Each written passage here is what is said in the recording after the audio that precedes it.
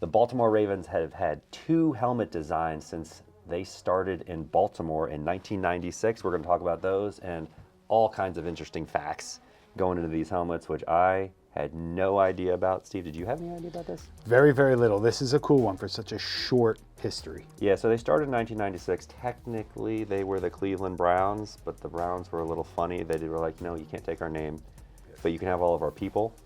And I guess, I don't know, the assets, the equipment. Yeah, like everything. Yeah, so they drove on down the road. They set up shop in 1996, drafted Ray Lewis. That's right. We'll get into a little bit more into that later.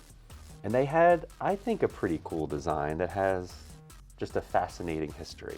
Yeah, a really fascinating history is correct. So apparently this drawing was originally done from just some guy, Fred, and then he saw it on the field and said, wait a second, that is my drawing. Yeah, so as the story goes, he faxed it into the team. Yeah. Which I think those faxes put like dates and stuff on it, right? So he probably had a receipt. Yeah. And then probably never heard back. And then a year later, ta-da! boom, there it is. And he didn't even want to get paid, right? Yeah, He wanted to be kind of like, hey, here's an idea for you. They didn't do the right thing, and it wound up going all the way to the Supreme Court, which is a supreme waste of everybody's time and money. But there you go. Very, very interesting. We have the drawing up on the screen for you. There's no denying, Jay, that this clearly was the guy's. Yeah, I mean, they could have just called them and said, hey, we're going to give you some free season tickets. Done. It would have cost them nothing. So Yeah. shame on you, Ravens. That's right. So we will see that original logo, nevermore, nevermore. Oh, Steve. You like that?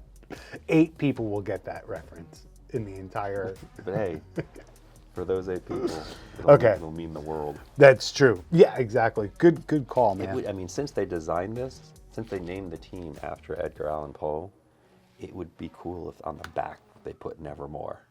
Yes. That would be nice. And who would even understand it? Got to educate these people. Edumacate. So in 1999, they basically changed from that design to the new design. I think they had some kind of contest. Is that right?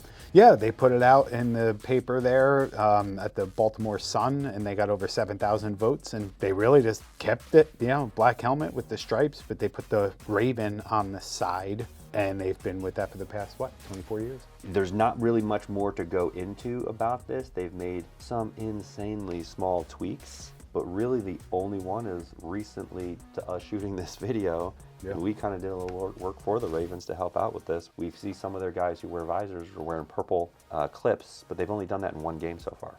Yeah, it was November 16th, just a couple weeks ago, if you're watching this in 2023. So we threw that in there because there wasn't a whole heck of a lot else to say. So let us know which one is your favorite helmet. And let us know what you think of Jay's beard. This is my Edgar Allan Poe. Oh, look. Yeah. Did you just compare yourself to Edgar Allan Poe? He'll get there someday. Oh, man. Another really fun fact that I just learned. So Ray Lewis, like you mentioned, drafted 1996, and he remained on that team till 2012, and he was, in fact, the last of the original players from 1996. So he was a lifelong Raven. Yeah. From basically day one until he left. That's retired. Kind of cool. Two Super Bowl wins. 2 Super Bowl wins. And I think he's almost more famous. Well, we're kind of biased, but for the Ray Lewis face mask. And that face mask got his name attached to it. Mm-hmm. That's kind of what everyone knows it at. That's the Ray Lewis style, at least in our little world. But he was not the first guy to wear it. He was just the first guy to be in the Super Bowl with it. He's a menacing guy. He was probably their number 1 player at the time of those Super Bowls. Yeah. So you saw a lot of it, and that really is what launched the high demand for those big grill type face masks, which, was a kind of a bad thing because before that it was flying under the radar. Mm-hmm. And then after that, no more. They lasted, 2 more years? Until they were basically banned by the NFL. Between him and Justin Tuck, that's what everybody knows, the Maz. Yeah. So the NFL thought that those masks made the players too aggressive, Steve. It's crazy. God forbid. Yeah. Football players at the highest level are too aggressive. Have confidence and are aggressive. And we've got a helmet here. I think it's a cool design overall. Mm-hmm. They've got some pearl or flake in their helmet, which personally I like the Steelers black. Some of the other teams with that nice deep gloss black, all black. But this looks, the flake makes it look better in the sun. So Steve. Yeah. Which is your favorite? Current design, no doubt. Yeah.